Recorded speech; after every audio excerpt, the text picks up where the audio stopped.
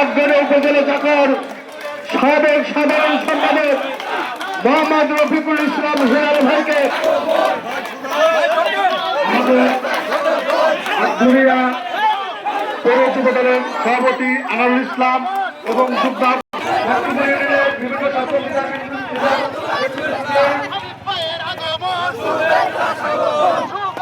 রফিক ভাই বাবুল করিম আমাদের ইউনিয়ন বিএনপির সাবেক সাধারণ সম্পাদক বাবুল করিমের নেতৃত্বে রফিক মেম্বার এবং কৃষক দলের আটকাশ সহ যুবদল ছাত্র দলের নেতৃবৃন্দ একটা মিছিলের বিষয় তাদেরকে করতলিতে আমরা অফিসে থেকে বরণ করে নেই এবং আমাদের যে চেয়ারম্যান আছে তাদেরকে বসার ব্যবস্থা করি।